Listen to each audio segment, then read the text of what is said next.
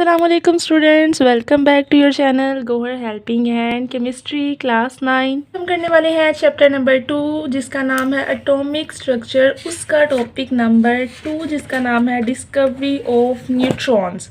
जी हाँ, आज हमने पढ़ना है न्यूट्रॉन्स, ऐसे पार्टिकल्स जिनके ऊपर नो चार्ज, जिनकी पहचान ही यही है कि इनके ऊपर कोई चार्ज नहीं है।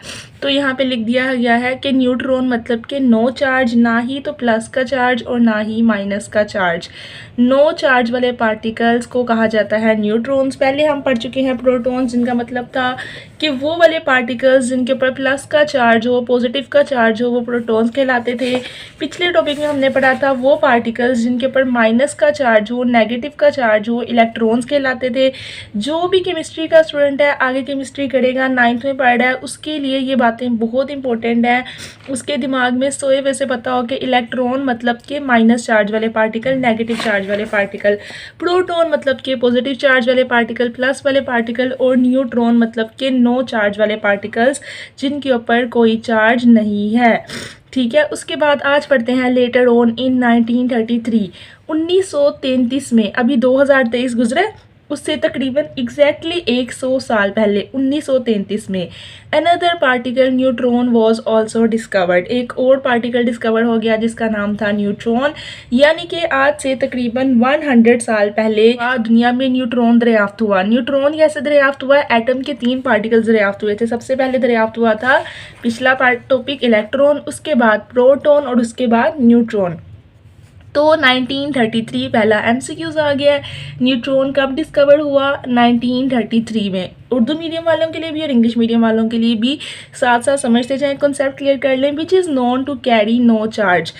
इसकी पहचान ये थी कि ये कोई भी चार्ज नहीं रखता, ना ही तो पॉजिटिव चार्ज रखता है, ना ही नेगेटिव चार्ज रखता है। The mass of a neutron, वजन कितना था न्यूट्रॉन का? इतना था कि the same as that of a proton, जितना कि प्रोटॉन का वजन था बिल्कुल सेम उसके जितना।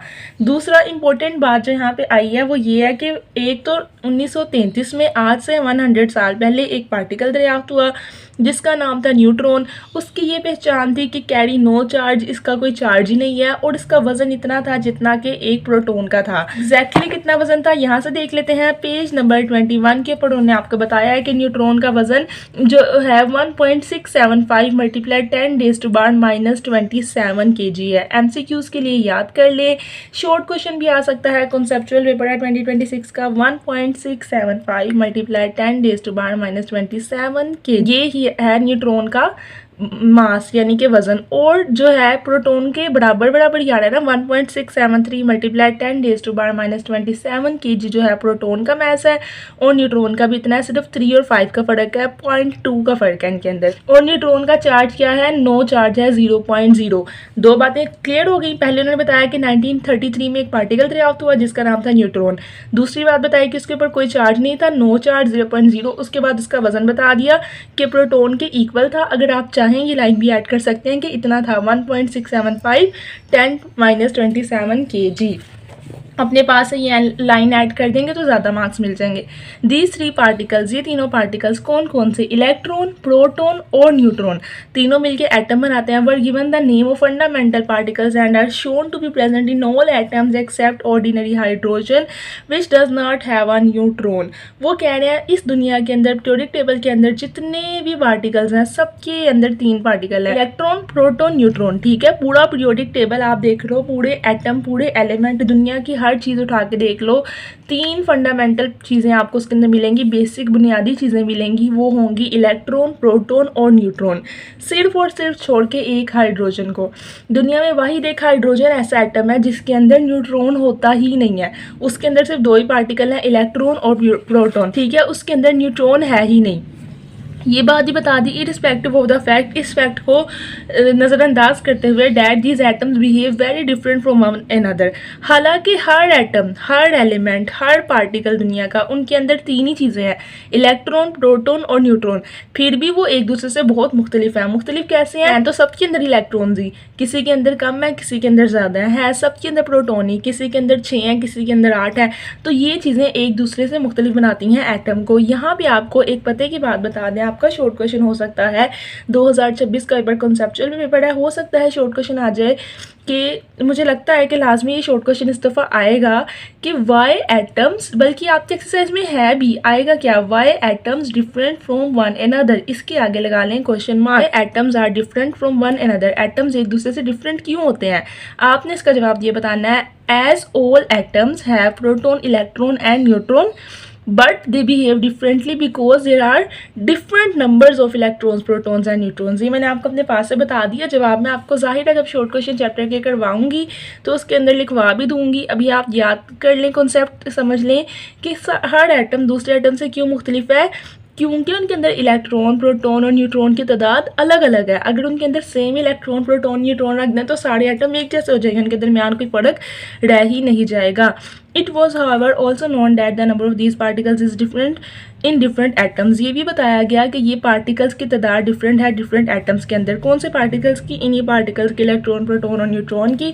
After the discovery of these particles a very important question arose as to how these particles are arranged in a tiny place called atom। वो ये कह रहे हैं कि इसके बाद इन पार्टिकल्स को पहले डिस्कवर किया गया, ठीक है, उसके बाद एक बहुत इंपॉर्टेंट सवाल उठा कि इनकी अरेंजमेंट क्या है।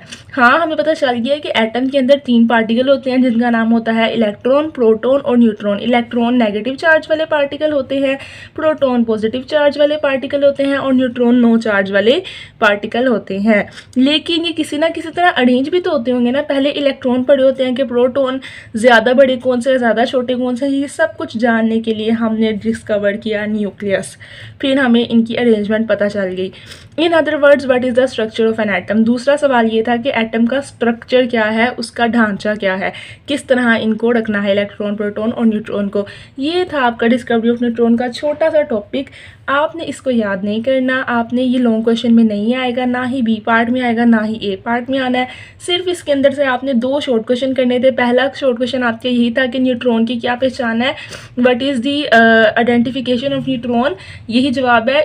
The identification of neutron is they carry no charge, बस दे कैरी नो चार्ज। ये आ गया आपका यहाँ से यहाँ तक जवाब। दूसरा सवाल आपका था what is the mass of a neutron, तो यहाँ से यहाँ तक आपका आ गया जवाब। The mass of a neutron is almost the same as that of a proton.